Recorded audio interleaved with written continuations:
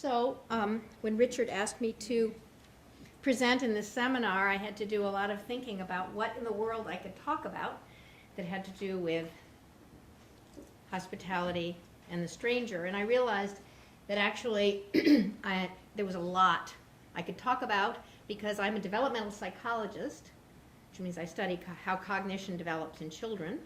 And there's a lot of work in developmental psychology that I believe relates to the question of the other. And so I thought, I just racked my brains for what I thought would be some of the most interesting claims and phenomena in developmental psychology about this problem, and I thought I would give you kind of a smorgasbord of these and then try to stitch it all together. So the title of my presentation is Making Sense of and Responding to the Other.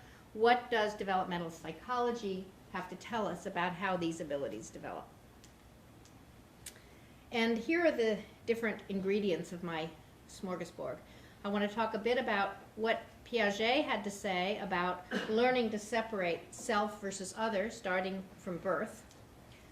I want to talk about the problem of I want to talk about how children experience difficulty in grasping the contents of other people's minds until about age 4, and how people with autism may never get this ability. I gave you all an article that I'd written about metaphor and irony because I wanted to make the point in that article that understanding other minds is important for communication, and I argue it's particularly important for non-literal communication, and within that it's particularly important for irony. I want to talk a bit about some of the research of my graduate students because I think actually it all relates to the problem of the other, though I hadn't thought of it that way. One student, Talia Goldstein, is looking at empathy and its relationship to training in theater. I have another student who's looking at reactions to art by the outsider and whether the outsider status of the artist affects our aesthetic judgment. And I have a third student who's looking at responses to animals and to digital objects like robots, and is asking whether we are treating those like outsiders or whether we're actually coming to see robots and computers as more and more like humans. And then I want to talk about some research that I had nothing to do but I think it's very interesting. Some research in developmental psychology showing that as early as 5 months of age, babies are showing a preference for their own quote-unquote kind. And then I want to try to stitch this all together. And in 20 minutes. Okay. So, Piaget. I don't know if people are familiar with Piaget or not, but I'm going to just assume people are not familiar. For Piaget, the child was the center of the universe. The child does not differentiate between herself and the outside world. It's just one big fusion. And cognitive development for Piaget consists of progressive differentiation of the self from the other, or the subject from the object. And I'll give you some examples of this in a minute. And Piaget calls this egocentrism, the idea that the self is fused with the outside world. It has nothing to do with selfishness. And development consists of gradually separating oneself from the outside world. And egocentrism takes different forms in different periods of development, particularly in infancy, in early childhood, not so much in middle childhood, and in adolescence. It takes 3 very different forms. So here's Piaget, and he calls this problem the problem of egocentrism. It's central to his theory, and it is a developmental achievement to outgrow egocentrism. So in infancy, the egocentrism of the infant is that the infant believes that objects are fused with him. He does not separate himself from objects. And when I say objects, I'm talking about objects like balls as well as objects like people. The infant does not differentiate self versus other. And one of the pieces of evidence for that is if an infant is reaching for an object, let's say this rattle, and you cover it up, the infant behaves as if the object no longer exists. You've probably all heard of the phenomenon of object permanence. The infant just looks away because the object has ceased to exist because he is no longer looking at it. So the object is no longer part of his looking action. So objects have no independent existence apart from the infant acting on them, and acting includes looking.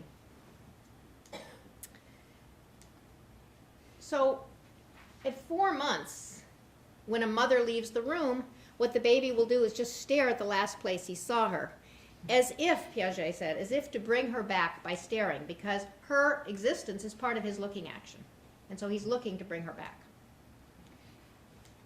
And there is no search for vanished objects at this age. The infant will not pull off a cover. If he's reaching for a rattle, you cover it up. That's it, he looks away. And it's astonishing. It's a very robust finding. So that's an example of egocentrism in infancy, where the child has not differentiated self from other objects, and the evidence for that is that when the object disappears, he thinks that it's really gone because he's no longer acting on it. In early childhood, say around 4, egocentrism manifests itself in another way, in the inability to understand how somebody else sees the world, literally sees the world. And Piaget studies this by putting a child in front of a display of 3 mountains, and he puts a doll on the other side, and the poor child's task is to show, by either drawing, by selecting pictures, or by arranging the mountains in another display, how the mountains look to the doll who's looking at it from another perspective. And 4-year-olds do not understand that somebody will see this display in a different way from the way they see it. So what I see is what you see. No differentiation of perspectives. And also in early childhood, we have egocentrism in language. Piaget wrote about this in The Language and Thought of the Child, and he wrote about the problem of collective monologues. Language is not always dialogue, unlike what I heard Levinas saying, that language is always dialogue. Here we have, in early childhood, instead of dialogue, we have collective monologues, where 2 children are talking right past each other. And they are not bothered by the fact that the other doesn't understand, because they can't even conceptualize that the other doesn't understand, because they assume that what's in their mind is in your mind. And so we have no real true communication, no recognition of the other's point of view, and no recognition that the other is not understanding. And I want to give you an example of one of these collective monologues. There are 2 children, J and C. So J says, "They wiggle when they kiss." What? "My bunny slippers, they're brown and red and wiggle when they kiss." "I have some sugar, I'm going to eat it, or maybe it's for a horse." "My grandparents bought them for me. Again, going back to the slippers. "You can't eat the sugar unless you take the paper off." Then we found some other slippers. "Do you like sugar?" "I like to play with my bunnies." Now there's a little communication. "I guess I'll eat my sugar at lunch. I can get more for the horses, and besides, I don't have a horse." So that's a beautiful example of not caring that the other doesn't understand, because you assume that what's in your mind is in their mind. Another thing you'll see at this age is the way kids play hide and seek. You may have seen this. A 3-year-old playing hide and seek will just cover up her eyes. And she will assume that if she can't see, you can't see, and therefore she's hidden. That's egocentrism. The assumption that the other knows what's in your mind, no conscious awareness of the other's mind, and not asking themselves the question of whether the other understands. Piaget says the child never thinks to ask the question of whether the other understands. So for the child at this age, Piaget's conception of the child at this age is that this is an organism that has thoughts and feelings and perceptions, but this child is not aware of these things. He's not aware of thinking. He's thinking, but he's not aware of thinking. And therefore, there's no awareness of what others are thinking. Then comes adolescence. We've skipped middle childhood because there's no special form of egocentrism in middle childhood. And in adolescence, there's another form of egocentrism. And I have a picture of Mao here for a reason, because adolescents are revolutionaries. And Piaget said that this is because adolescents are extremely idealistic, and they believe that their thought has the power to change the world. That just by thinking, they can change the world. And that's a form of egocentrism, because they believe that their thought is so powerful that it can change the world. Of course, in Mao's case, it really did exert some rather important changes. Okay, so that's Piaget on self versus other. Since Piaget, there's been a huge amount of research in developmental psychology on something called theory of mind, which is actually very connected to egocentrism. So I wanted to talk a bit about that. It was all started by somebody named Joseph Perner, and he doesn't actually say that he's talking about the same thing as egocentrism when he talks about theory of mind, but I think it's very, very connected. Having a theory of mind means understanding that you can predict and explain other people's behavior by figuring out what they believe. And the critical test for developmental psychologists of having a theory of mind is the ability to predict somebody's behavior based on a behavior that a belief that you know to be false. So here's how it's done. And by the way, I'm going to show you 2 false belief tasks. 3-year-olds always fail these. 4-year-olds always pass them. Autistic children always fail them. Here's the Sally Ann task. So up here, the child sees this little doll here, and I'll just run through it. This is Sally. This is Ann. Sally puts her ball in the basket. Sally goes away. Ann moves the ball to her box. When Sally comes back in, where will Sally look for her ball? Now, what's the right answer? The basket, right, because Sally was away. So how in the world would Sally know that it was here? But 3-year-olds all very happily say, well, she'll look here, because that's where they know it is. And so they can't understand that somebody else could have a different belief. And here's another way the task is done. This is called the unexpected contents task, and it was done first in England. And so that's why I have a Smarties box up here, which is English M&Ms. Basically, you show kids a Smarties box, and you shake it around a little. It makes a noise, and you say, what do you think's in there? And they say candies or Smarties. And then you say, well, let's look inside. And you open it up, and you dump it out, and there are pencils inside. And you say, oh, my goodness, there are pencils inside. Isn't this amazing? And the kids laugh, and they think this is a riot. And then you put it back in the Smarties box, and then you say, let's invite Johnny into the room. When Johnny comes in, what is he going to think is in this box? And 3-year-olds all very happily say, pencils. And 4-year-olds know to say Smarties. And autistic kids fail. So what leads to this failure is an inability to grasp that beliefs are just representations of the world, and therefore they can be false. And also the assumption that my belief and that whatever I believe, you believe. And this is considered a genuine conceptual deficit. It's interesting that representing a conflict between my belief and your belief for a child is actually more difficult than representing a conflict between what I like and what you like. And here's how that's shown. Goldfish and broccoli. We all know that kids prefer goldfish to broccoli. And we ascertain that by giving kids a choice, and yes, they go for the goldfish.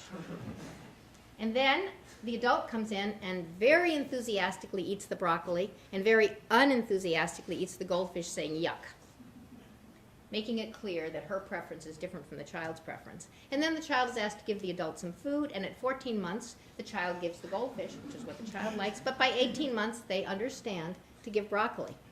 So they understand this long before they can understand that they can have beliefs different from somebody else's belief. They can understand the divergence of desires before beliefs. Okay, a little bit about the role of understanding other minds in communication, and this relates to the chapter on metaphor and irony. I think there's a special role of understanding other minds when speakers don't say what they mean, and we often don't say what we mean. And one way in which we don't say what we mean is when we speak ironically, which is a very, very common form of speech, kidding around. Here's an example. Your study looks so neat. Okay, what do I mean? I'm not saying what I mean. What I really mean is your study is messy, and I'm making a joke out of it.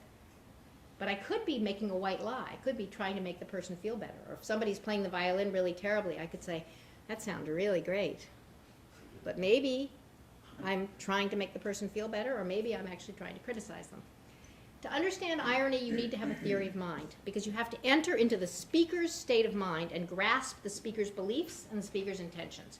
You have to be able to grasp that the speaker doesn't believe what is said and doesn't intend for you to take him literally, and therefore is not uttering a white lie. But kids have a lot of trouble with irony until age 6. So if you give them this, they will either say, well, I guess it is neat, and they will deny the evidence of their senses, or they will say the person is mistaken, the person didn't see right, but most typically they'll say it's a white lie. They don't know that term, but they'll say he's trying to make him feel better. Doesn't want to make him feel bad for having such a messy room. And you don't find understanding of irony saying, oh, he doesn't really mean it, he's kidding, or he's trying to make the person feel bad, until age 6, when we know that children can understand what's called second-order mental states. My thinking about your thinking, or the speaker's intention about what he wants the listener to believe. And in an ironic speaker, the speaker's intention is to make you believe that your room is really a mess. So that's an example of how understanding other minds, failure to understand other minds, can lead to miscommunication. Empathy, how learnable? Okay, empathy is not the same as understanding other minds. Theory of mind and empathy diverge. You can understand somebody else's state of being, and you can feel their pain, and those are not the same. A psychopath is probably excellent at understanding because he can manipulate, but may not have any empathy. My graduate student Talia Goldstein has been looking at whether theater trains empathy. You've probably all heard the claim, you may have heard the claim, that studying theater makes people more empathetic. And when people make those claims, they're usually talking about arts education in schools. They're not thinking about Hollywood actors, who we all know are not at all empathetic.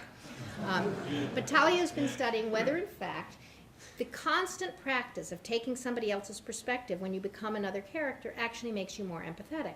And she has some really nice, beautiful evidence that it does.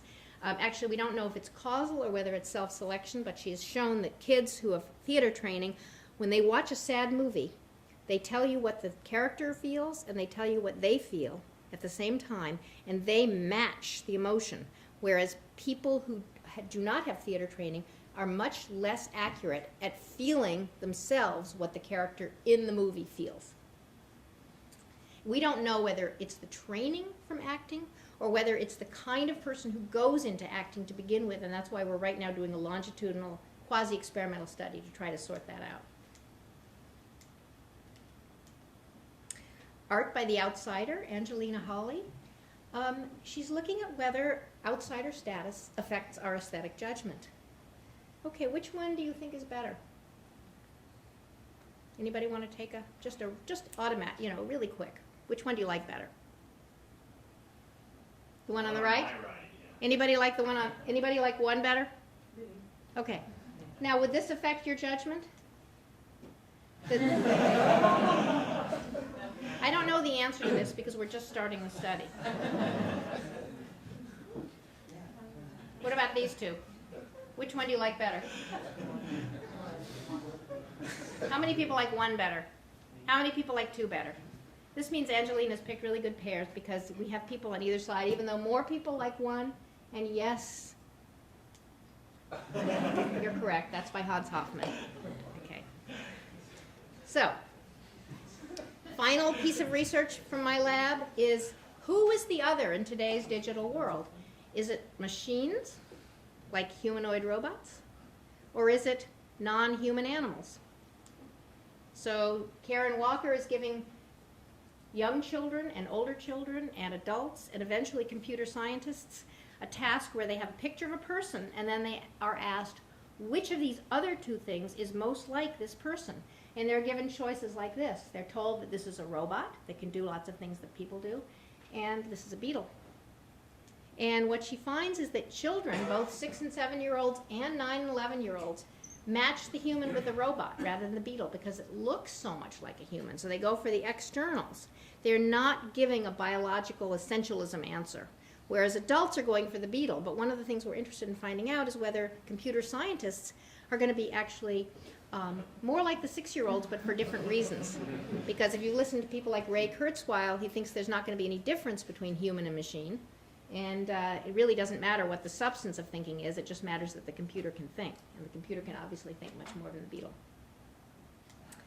Okay, finally, there's been a lot of interesting research on prejudice and stereotyping, and it's been shown that even by 5 months, this has set in.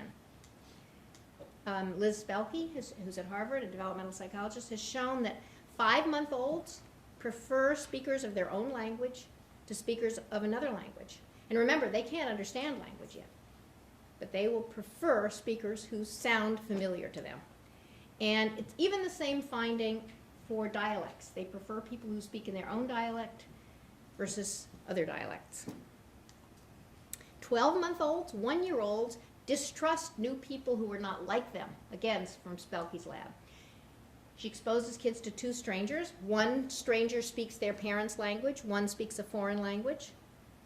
And then children are offered food by both of them. And which one do they go for? They go for the food that's offered by the person who speaks their parents' language. And there's stereotyping by at least 3 years of age. It was a study by Mazur and Banaji and her graduate student Yarrow at Harvard. They took 145 Caucasian children from age 3 to 13. They showed them pictures of racially ambiguous angry faces. They found that they were more likely to classify the race as black when the expression was angry rather than happy, showing that stereotyping has set in at least by age 3. And then there's this thing called the implicit association test, which has been developed and used extensively by Mazur and Banaji, who's a social psychologist at Harvard. And some of you, I don't know, has anybody ever taken this test? Okay. You can do it with gender, you can do it with race, you can do it with age versus young. And here's how it works. You sit at a computer and you're told, I want you to press the K key when you see a black face or a word that's positive, and press the D key when you see a white face or a word that's negative. And there are lots and lots of trials of this, and they measure your reaction time. Or it's the reverse. Press the K key when you see a black face or a word that's negative, plus the D key when you see a white face or a word that's positive. Well, it turns out that people press the keys faster when they have to go for either white or good, or black or bad. But when they feel there's an inconsistency there, it slows them up a tiny little bit, and they're not conscious of this. And this is considered implicit, unconscious racism. And you can show this for all kinds of things, gender effects, ageism, etc. It's pretty robust. So, my final point is that 6-year-olds, 10-year-olds, and adults who are Caucasians, if you look at them as they get older, they're less likely to say, I prefer white faces. But all ages, 6-year-olds, just like adults, show the same level of automatic preference for their in-group on the implicit association test. So, to stitch this all together, the ability to distinguish self from other and to read the other's mind is species-specific.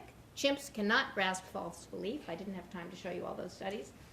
This ability, the ability to understand other people's false beliefs, is absent in atypical children, autistic children. It emerges gradually. You see it in 4-year-olds, but not 3-year-olds.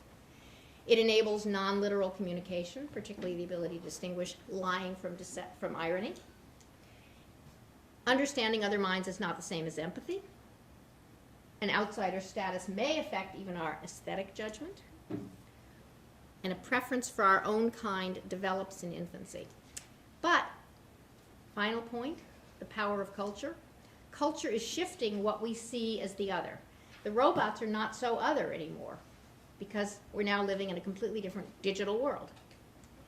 And I think also culture shapes how our early preference for our own kind develops. That can develop in a malignant way, or it cannot develop in a malignant way, depending on whether we live in a racist culture. So even though we start out with these stereotypes, culture obviously has a very powerful role to play in determining how these early stereotypes develop and how they shape our behavior. Thanks.